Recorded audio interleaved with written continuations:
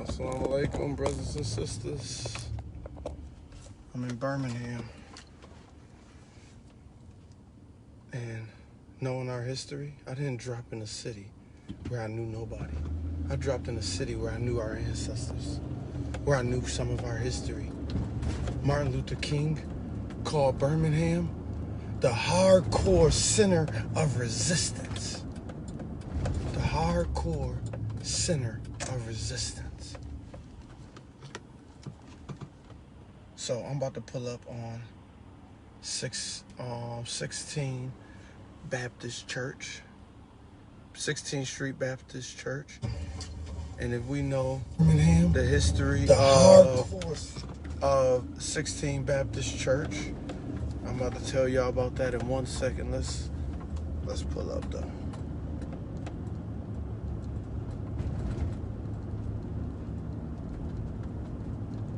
Oh, there it go right there.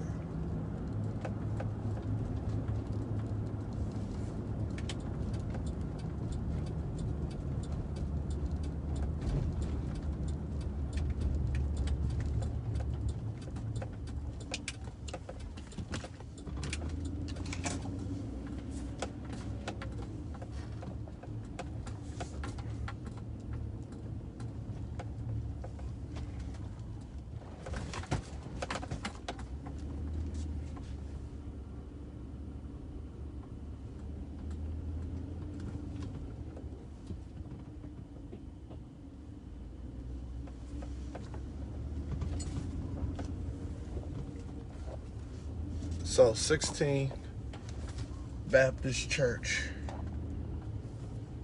in September 15th, 1963. Dynamite was placed under the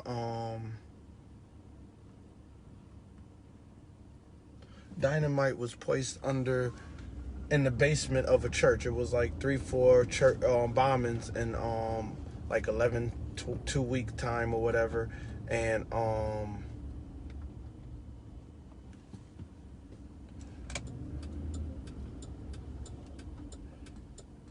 so in 2 weeks time it was these bombings, and they placed these bombs under the like 15 sticks of bombs they placed under the girls' bathroom in the basement of this church. So when the bomb exploded, it killed 4 little girls.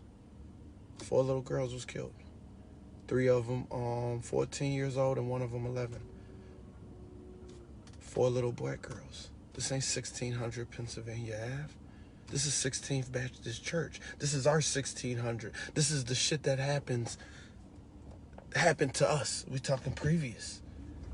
So when I look at the fight, when I look at our fight, and that was it on the other corner, so we just gotta go around. So when I look at our fight, I see what happened. Now we're no longer waiting for the bombs to blow up our church. It's our bullets that's ricocheting through our own houses, through our own windows. It's our bullets. These 4 little girls, nobody really care about. Does their names matter? Does the fact that it happened even matter? Do anybody even care anymore? How long did we give them a moment of silence? Because first, their killers wasn't prosecuted. They was given a fine and some low 6 months jail time. Then after pressure, 10 years later, they arrested one. Then it wasn't in 2000 when they arrested the others. So it's like, what the fuck? Like, that's 2000. 2000? Before they come back? That's 40 years later, basically. 40 years for them to come back and arrest the murderers of these 4 little girls from 16th Baptist Church. Where are we pulling up to now?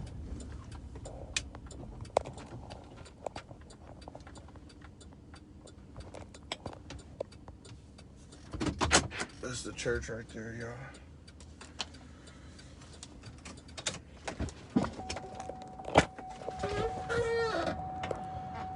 I get all kind of meter violations too, y'all, but it's all good. I won't be here long. I'll be going home. Let's see. Before we walk to the church.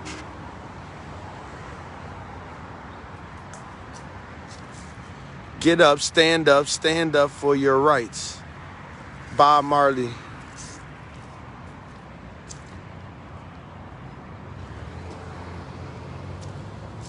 Birmingham Civil Rights Heritage Trail.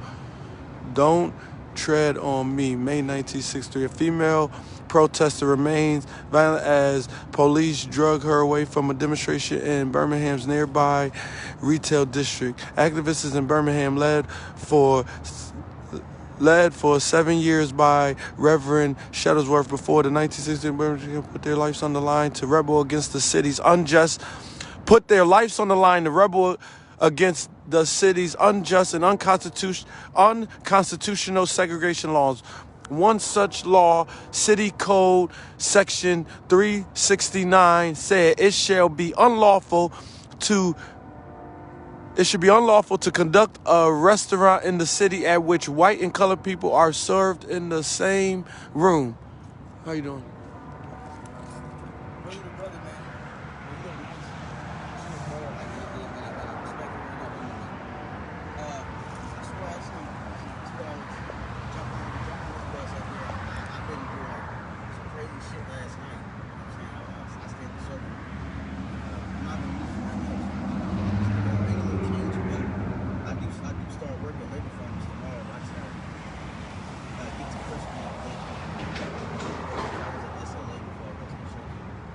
And where you gotta go? I gotta go to Crestwood.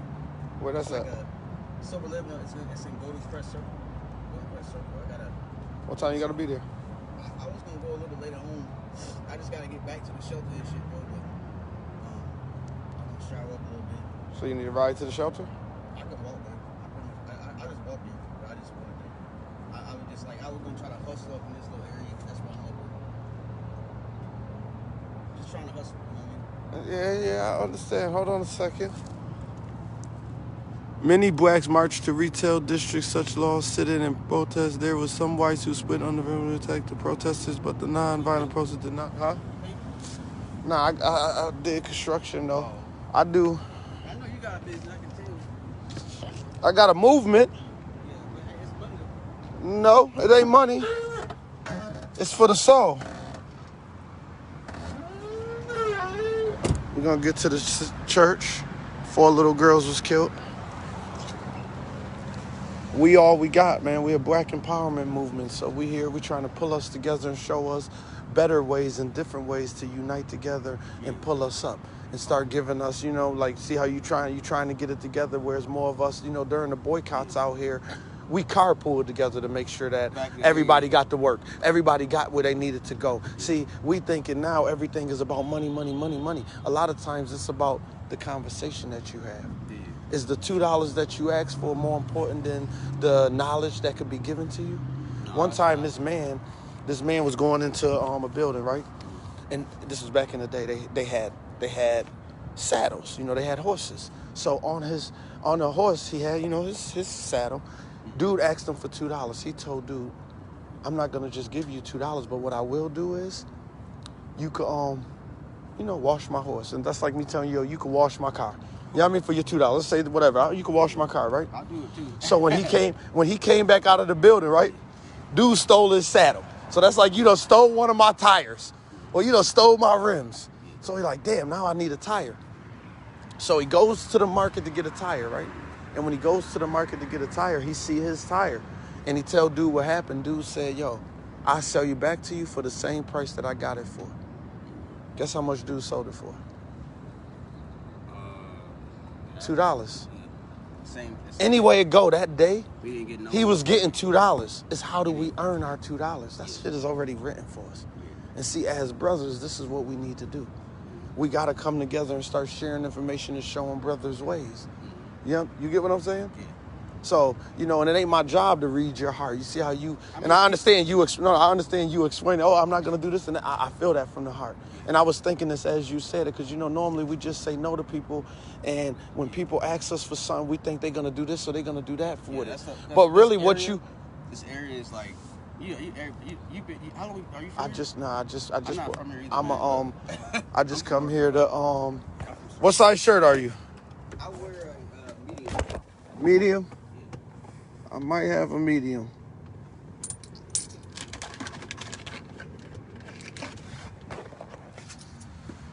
And I can get you partially on your way. Hold on, I might have a medium shirt for you though. Sorry, y'all. Get right back in a second.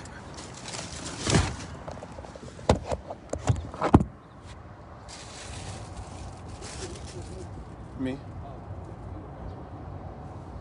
We all we got. Like I said, Black Empowerment Movement uniting us. We're trying to open schools, and now we out here in Birmingham. We're originally from New York. We out here in Birmingham now, just trying to pull us together and spread the word of hope. It's time for us to come together. It's time for us to love us. That's what I'm trying to do. I'm trying to give you more than just stay alive. Yeah. And that's what we need to give our people. Not enough where you just want to stay alive. How is that enough for us? What kind of living is that where we just going day to day trying to stay alive? We just trying to live day to day. Do you want that or do you want more? I want more, man. And if you want more, do you know how to get more? I know some of the steps. You know some of the steps, but guidance is what is needed. Guidance, but most definitely. So we need our people to come and grab you and guide you. Do you know when an Arab come here? This is in my city, right? This one guy came over from somewhere in the Middle East, right? He came over, he worked at his man's store, right? Or his people's store or whatever, right? And became a doctor. Now, 20 years later, the man owned big houses and everything, but his man paid him and worked around his schedule of him becoming a doctor, and the whole community helped him. A community like that, would you become successful? Would you become successful in a community like that? Yeah. And that's what we're doing. Look us up. I don't know if you're on Facebook. Yeah, Look. they got a chart now. All right. Well, I understand. I understand how hard times is. Yeah, it's hard, bro. It's hard. I'm at that shelter and shit, man. Don't feel safe there, bro. But I ain't gonna lie. I gotta tough it out. You know this area? I know this area now. What is that?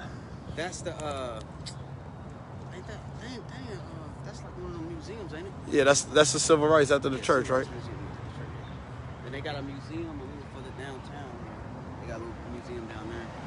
More so like George Washington Day, like the 1700s and all that. It's got a lot of painting and stuff. Yeah, nah, man, I'm with the people. Too much to see down here. Love you, brother. Yeah, it ain't what to see. Do you know the history of that church? I know it's dealing with a lot of like doing the segregation movement, the era, and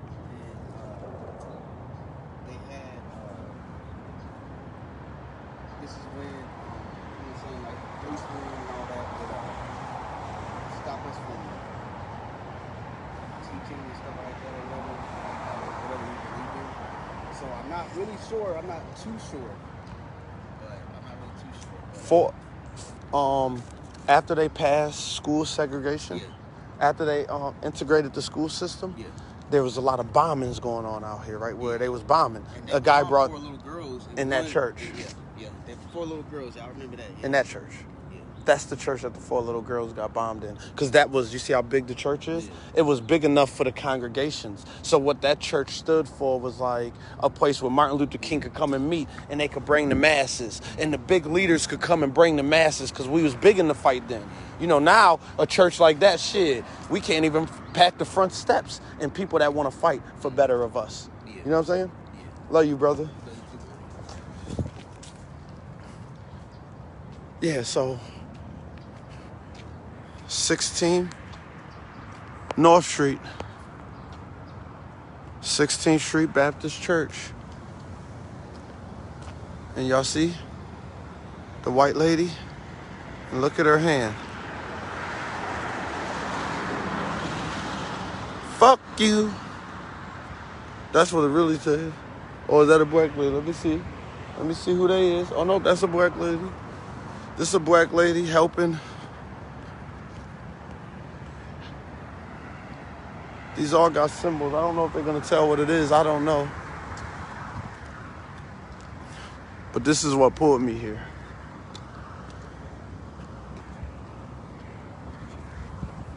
The 16th Street Baptist Church. I am sitting and standing on historic ground.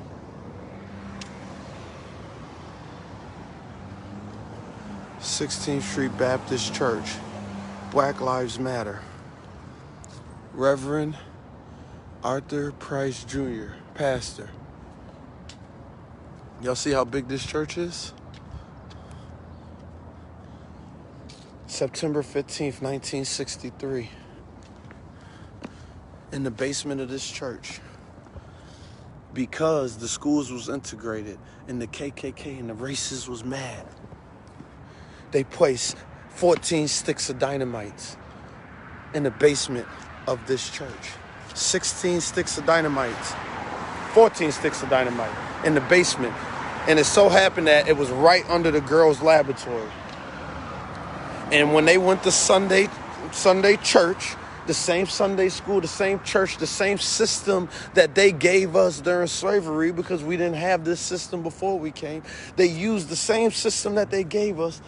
And they seen that this church was so big, as I was just saying, that this was a congregation place for our people. This was a congregation place for the different organizations that came together, for the different, Martin Luther King, because then we had a fight, we had a drive in us. But these 14 sticks of dynamite went off in the basement, and it killed 4 little girls. 3, 14 years old, and an 11-year-old. And of course, we protested. You know what happened at the protest? 2 of us was killed at the protest. 1 was killed by the police, and 1 was killed by a KKK member. Neither one was prosecuted. Nothing was done to him. Why do we fight? Top of the morning, brother. Top of the morning. How you doing, Josh? How you doing? Unica, how you doing? Good morning. Good morning, beautiful. How you doing? We fought and we died. Martin Luther King said, Birmingham is the hardcore center of resistance. Birmingham. So I might have picked a city where I know nobody, but I didn't pick a city where I know nobody. I picked a city where I know the legacy of the people. My teachers taught me this. My teachers told me where to go. My teachers is Martin Luther King, and the leaders that came before knew that this was the place for us to birth, the restart. 4 little girls was killed. Where's the 4 little girls that's being killed today? Because they ain't being killed by white guys in a mask.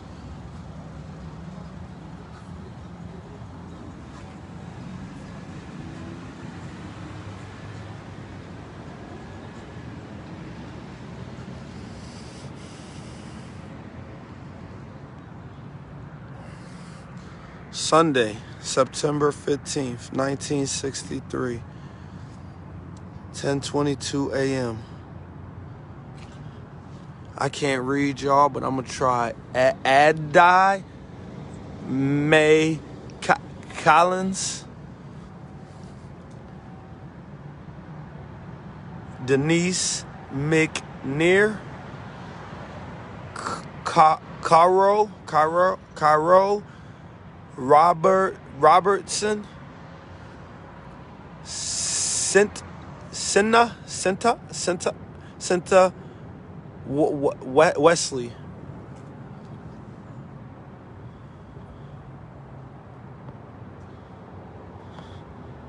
Has any of us ever took a moment of silence for these little girls? Has any of us ever just took a moment just to thank for these little girls? Do we ever think how black on black crime is destroying our community now? It's no longer the white man killing us. Are we thinking about that when we think about these 4 little girls that's the same as my daughter? Any one of these girls could have been Aryan if I was around back then, because I would have been in the fight. So I would have been in this basement, and my daughter would have been in this basement. They killing us. And then we turned around and started killing ourselves. How is this making logical sense? Because the bullets that is killing us now is ricocheting through our windows when we shooting up houses. When stray bullets is killing us during drive-bys. It's us now. 1600 Pennsylvania Ave. This is our 1600. Do we not forget about these 4 little girls? Do we not forget about the countless terrorist acts that was done against us? And the countless terrorist acts that now we doing against ourselves. This was bred in us. Are we not ready to change this? Are we not ready to rise out of this? Are we not ready to grow out of this? Is it done without unity? This church that stood as a symbol for the uniting of our people, of different organizations. Could we pack that today? Could we pack that? And I don't mean with church people. I mean, can we pack that with those of us that want to stand and see our people together, living better and not in the fear of violence? Why, since we've been in this country, have we always had to fear violence? Do you know why the men that did this wasn't prosecuted? Because J. Edgar Hoover, their poster boy for the FBI, killed the case. He was too busy trying to make sure that the biggest danger to America was the uniting of the black man. That's the reason why they destroyed all of our leaders. And now today, our leaders are scared to take a stand because they took our hearts from us. Are we not the cowardly lions right now? We the cowardly lions of this world. We scared to stand up and roar. Are we scared to stand up and fight for them 4 little girls?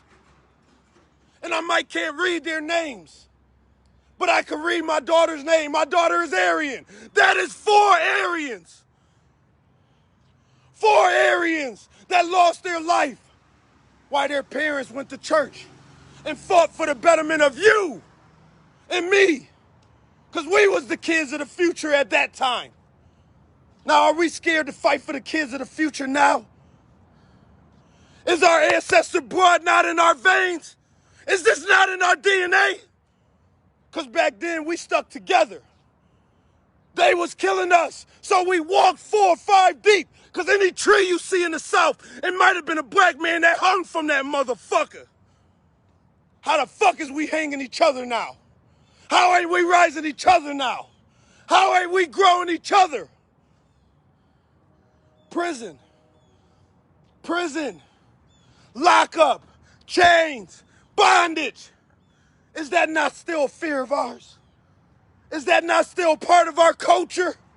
Is that not still who we are? They ask, what is the black culture? I'll tell you what black culture is. Death, jail, miseducation. We sure know how to fucking show off, though, when we get some money. We get some money, we know all about Europe fashion. But we don't know about them 4 little girls that could be your 4 little girls. You think that museum across the street justified the life of them little girls that was taken from us? The protesters that was killed when they went to protest it? Because we've been kneeling. We've been kneeling and laying down too fucking long. The thing that they always fear, you realize? Read through We All We Got. Y'all see how people attack me? Ha, you can't read. How are we gonna follow you? You can't read. Ha. That's how they that still want us in bondage want us to think. But you know what my teacher Booker T. Washington taught me? Because I know the ancestors. He taught me when we got out of slavery, we went back to master the work. Because at the end of the day, when you got to feed your family, you're going to do what the fuck you got to do. So we went back to the only thing we knew. And that's why he opened up the Tuskegee Institute, was to educate us, was to teach us, because he know he had to teach us and give us better skills in order to raise us out of the slavery mentality that was still in our minds and bred into our souls. That's what he knew. So they laugh at me. And my comeback is simple. Am I not an example of how failing your school system is? But am I not also not an example how when a man go into himself and he take a moment to go into his own cocoon, how he can sharpen his mind and come out a king? Because even though I can't read and write, I'm still a king. Y'all forbid us to read and write. Now, do y'all not fear the man that don't know how to read and write, but he know how to use his mind? Because that's what Allah gave me. Allah gave me my mind. And enough to use it to know to call on him when I need him. And when I need him, he roars. That is my roar, and that's why I'm alone. Because I always got him. But when I think about my baby girl, I could see these other girls as my baby girl. 16th Baptist Church. 4 little girls was killed by the KKK, September 15th, 1963. Do any of us remember them? Have any of us thought of them? Ask why this fight is so important. Why is this fight not important? That's what you need to ask yourself. You need to wake up and ask yourself, why am I not in this fight? Why am I not making this world better for your kids? You think money gonna make it better? It's not. It's not. And then they be on there, oh yeah, he wanna make some money. Man, do you know how much, man, I'm almost broke, man. I spent everything I had on this. And I'm about to sell another house to keep the fuck going because they can't stop us. Money's not gonna stop us, but I'm not gonna beg them. Because we get so caught up in thinking that they supposed to lift us up. How the same ones that put bombs in our church gonna lift us up? How the same one that put us in bondage gonna lift us up? I don't care what you was. You know one thing we all got in common, brothers and sisters? We was all put on the same ships. It don't matter what tribe you came from. It don't matter which African language you spoke. It didn't matter if you was big, if you was small, if you was a chief, if you was a fucking Indian. If you was at the top or if you was at the bottom. When we was put on that ship, we was put on that ship as equals. Equally enslaved to be worked as mules for the benefit of another nation, of another race. That's what we was used for. That's what we was created for. That's what we was bred for when we was on that ship. And you know what? That's the time in history where we had a rare time in history where we could have fucking united and we could have rose up. Be it death or freedom, our kids ain't coming here. But we took survival. It ain't time to pick survival. It's time to pick freedom. Freedom comes by any means when you think about future generations. And that's the American problem, and that's our problem. That's our problem, and that's the American problem. We think about survival. Just our survival today. Just our survival at this moment. Just our survival of getting by and just making sure that mine is good for this moment. We don't see when somebody attack your brother, after they done with your brother, they need somebody else to attack. Then they attack your other brother, and they keep attacking. During that time of slavery, we had a rare time where we should have came together. And at that point, our unity would have rose us above all. This is another time where we got a rare time in history where we could all come together. And I believe we ready for it. The question is, can we get the message to the people? Ain't no help coming to us. Our stars, nobody ain't coming. I mean, eventually somebody gonna come, but until then, we must keep pushing because it's our kids that is dying, not theirs no more. It's our kids, so we in the fight. Yeah, I could grab my kids up and just make sure they safe, and I gotta be real with y'all. If this don't work, and eventually nobody listens, I do gotta save my kids, so I will have to grab my kids and pull them out of my community. But my community, I see it being good. Even if the world can't be, long as I can save those around me, I am happy. If I could save 1 life, 2 lives, 3 lives, it doesn't matter. If I save none, I got to try. The results ain't in my hand, but we must try. The results ain't in our hand. All you got to do is help your neighbor. You don't got to go far to be a part of this movement. Spread the movement. Every single individual matters. For them 4 little girls, I stand. Fuck 1600 Pennsylvania Ave, 16th Baptist Church. 4 little girls murdered in a bombing. Today, the KKK has taken off their hoods and has handed it to us, where we have put on their sheets, where we have covered our faces and punched our holes and started terrorizing our own, started doing what they did to us for 400 years. We started doing it to ourselves, and we keep pointing the fingers at them, but their kids get to sit back with their feet kicked up while we fall and self-destruct. Another thing that I realized that the other followers hate and fear is our unity. They fear our unity. They fear us united together. They fear us united as one. So when we go to unite, they automatically say, that's racist, that's wrong. What's so wrong about us coming together as one? What's so wrong about us rising together? What's so wrong about me loving my neighbor? What's so wrong with it is the question. What's the problem with it is the question.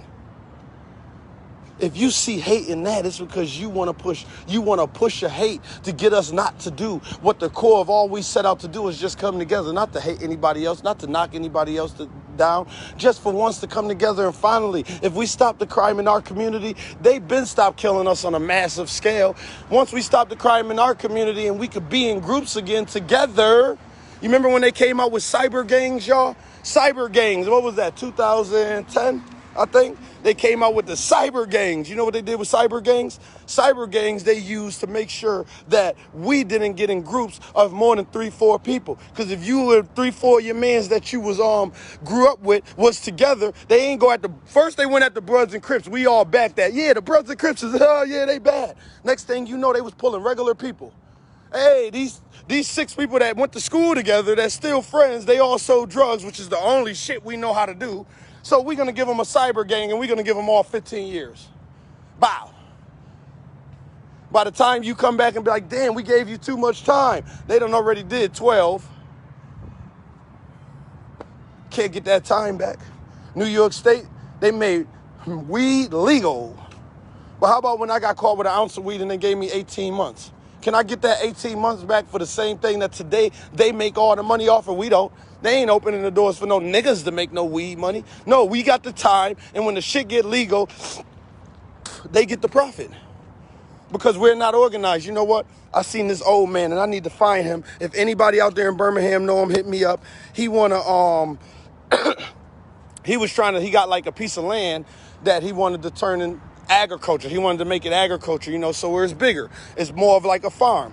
And he said when he brought it many years ago that he thought it was a farm. And the lady was like, well, if it's been down as, something else that you can't have so much as like under agriculture. If it's been D3 for this long, how did he not know? He should have looked into that. And I'm like, yo, that shit really hit my heart. Like, yo, the white lady on the city council, I don't know none of their names, but it just hit my heart like, yo, that's the problem. We're not educated. We don't know this stuff. Y'all know we don't know this stuff. That's why y'all used to ask us questions when we vote, like how many bubbles is in a bar of soap? Who the fuck knows how many bubbles is in a bar of soap? But then the questions that they asked the black man, they used to say, you want to keep something from a black man, put it in a book. But the truth to all of it is unity. It's a simple thing that will put our whole community. It's one simple act that'll put our whole community back together if we reunite the black family. What's the black family? Simply put, the man, woman, the child. We unite the black home, all of our problems go away because we unite the black home works with the other homes, which creates the communities. Groups of family is a community. Groups of communities creates a city. Groups of cities create a state. Groups of states create a nation. So within this nation, without going against their rules, we could create our own. And that's basically what we're going to do. We're going to step outside of them for a second. Yeah, we're going to pay our dues. We're going to have to do all that, but we're going to have to know how to work within the range. And it's enough of us with enough knowledge that we're going to really be able to grow. One people as black. Yes, man, we won. We're one. We got to understand that we are one. 16th Baptist Church, 4 little girls killed. Have anybody said a prayer for them? I got you, bro.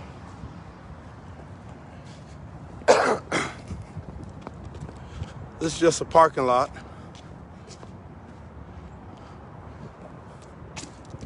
This is the church. 1600 Baptist Church. Y'all make sure y'all Google that if y'all don't know the story. After they passed the law to integrate the school system, it was a bunch of bombings in Birmingham. A guy brought 2,000 sticks of dynamite, and he put 14 sticks in the basement of this church. 16th Street Baptist Church.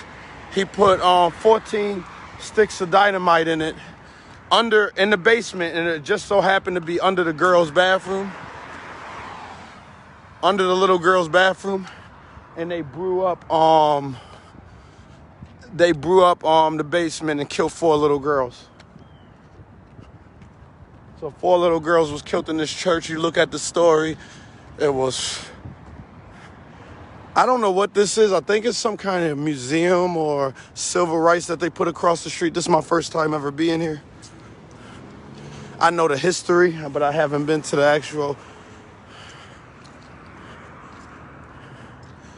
Reverend Fred L. Shuttlesworth, Birmingham civil rights freedom fighter with signature courage. He fired the imagination and raised the hopes of an oppressed people. Oh, do you?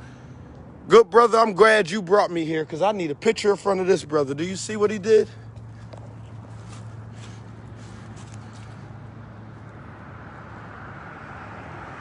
Reverend Fred Shuttlesworth, Birmingham civil rights freedom fighter with signature courage. He fired the imagination and raised the hopes of an oppressed people.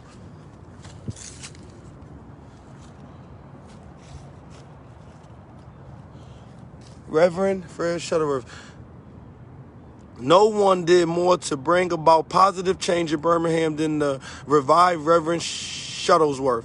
In his struggle for equal rights, he survived a series of assaults, including the bombing of his home and a brutal armed beating by the KKK. In spite of all of it, he was instrumental in victory after victory for civil rights in Birmingham and America. Audio tour. They got an audio tour you could take, and it's showing all the spots. My brother, let me shake your hand. I truly appreciate you, brother. Truly, truly appreciate you. Reverend Fred Shuttlesworth. Appreciate you. Love you, brother. Wow, that's what I'm doing. You heard? The imagination and raise the hope of an oppressed people. You heard? He singularly had the courage to fire the imagination and raise the hope, because that's what it is. It's imagination. Believe that we could be this and we could be this. Ooh, good brother.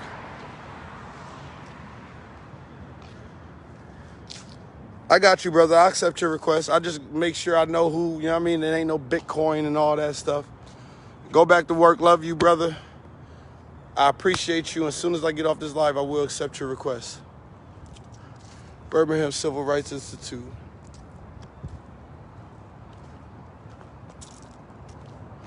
Maybe one day, together, y'all, we could walk through this institute.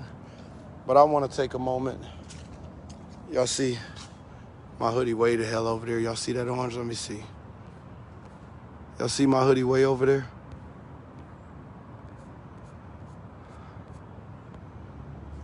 So I guess I'll end this when I get back there. And I'll come back and take a picture with my boy.